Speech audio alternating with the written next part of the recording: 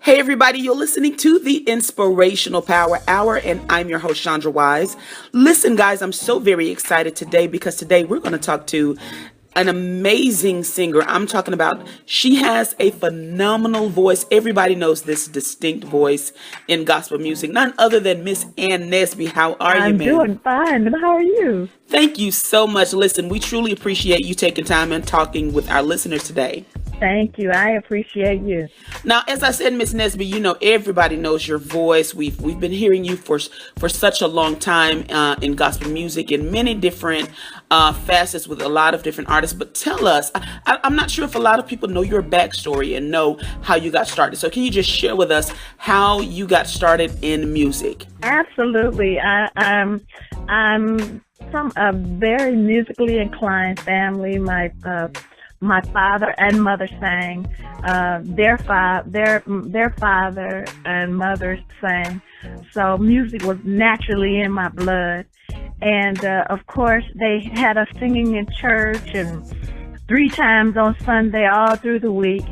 And my root is definitely gospel music. So singing in church and then working with Gospel Music Workshop of America and working, out of Chicago, I began to work with Reuben Lightfoot and the Allegro chapter of the Gospel Music Workshop of America.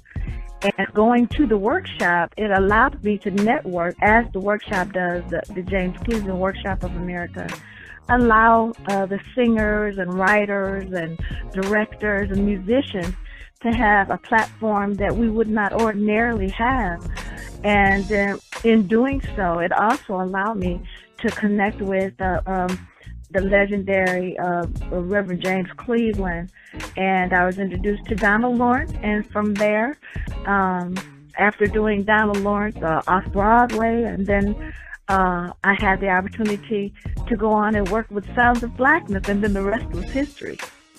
All right. And as I said before, we all know and love your voice, and you've been so influential in the gospel industry, and especially your work with Sounds of Blackness.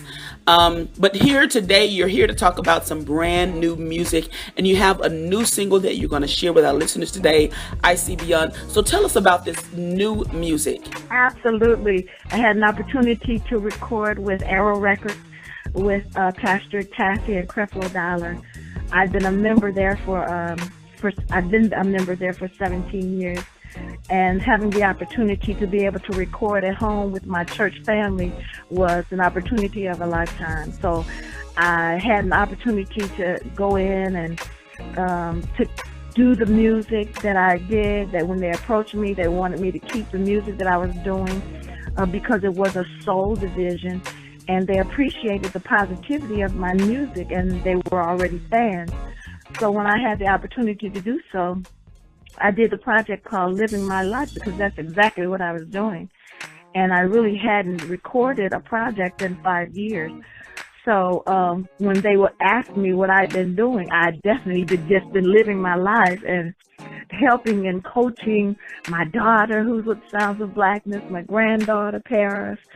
We were just living our lives, and I was just being a grandma and great grandma.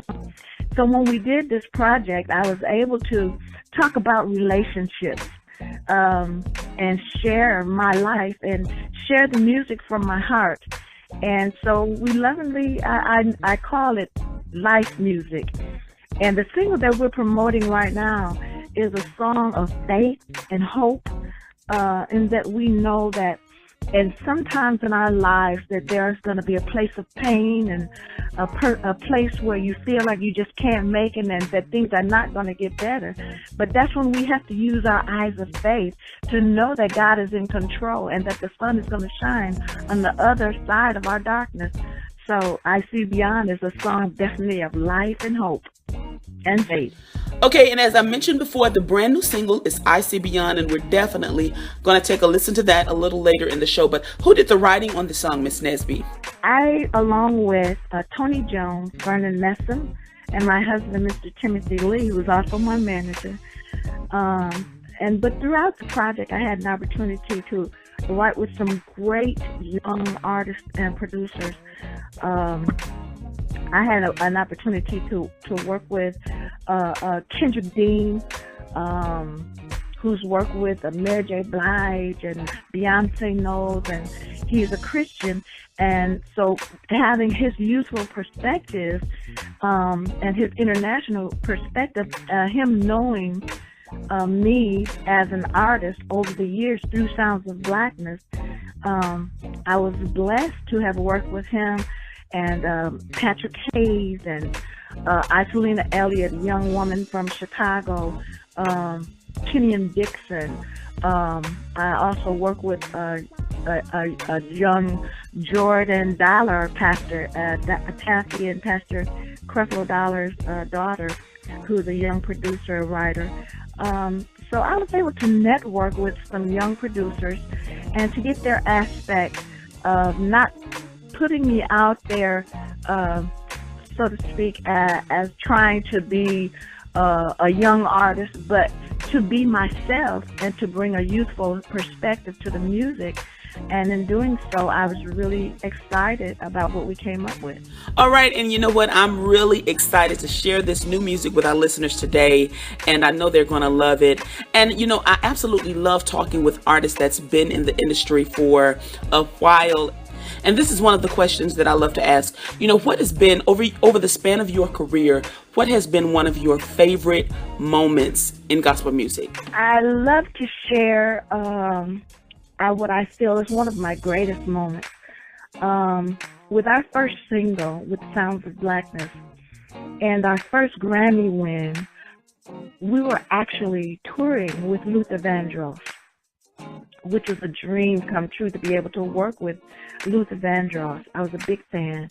And I was also a big fan of Aretha Franklin. And we were there Grammy Day in rehearsal. And I talked to Luther while we were out on tour with Sounds of Blackness on the Power of Love tour. And we were, you know, joking backstage and sitting around talking. And we were sharing the fact that we were both Aretha Franklin fans, and I shared with him that I'd never met her. And when we got to the Grammy Day, we were in rehearsal, and he came to me. We were sitting in the back just waiting for rehearsal, and he came back and he said, "Miss Ann, have you met Aretha yet?" And I said, "No." He said, "Well, come on, let's go." And he walked me down the aisle to the front of the auditorium. Actually, it was Radio City.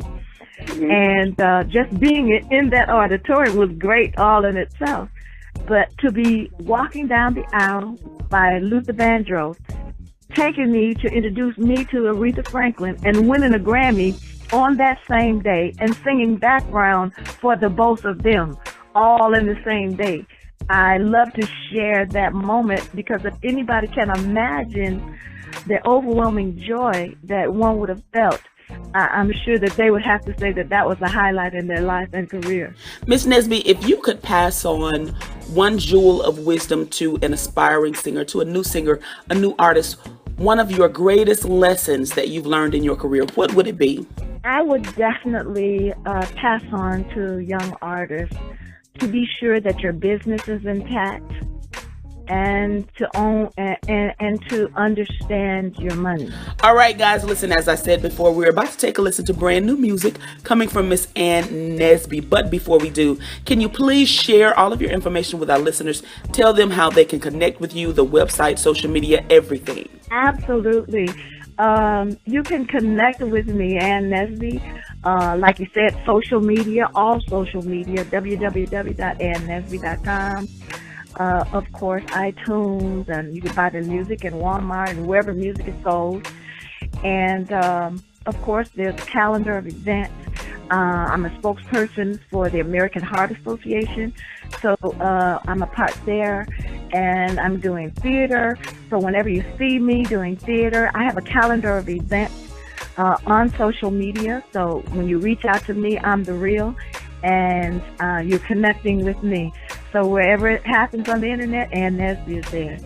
All right, guys. So listen, we're about to take a listen to the brand new single from Miss Ann Nesby. And you know what? I would love it if you would set it up and introduce it to our listeners. Absolutely. This single is from my project, Living My Life, Arrow Records, and it is a song of hope and faith, because sometimes in our lives as Christians, we go through pain, we go through heartache and troubles, and we're going to be tried and have trials. But if we put on our eyes of faith and see God through all of it, we know that what's coming is better than what's been, and see it and see beyond through the eyes of faith.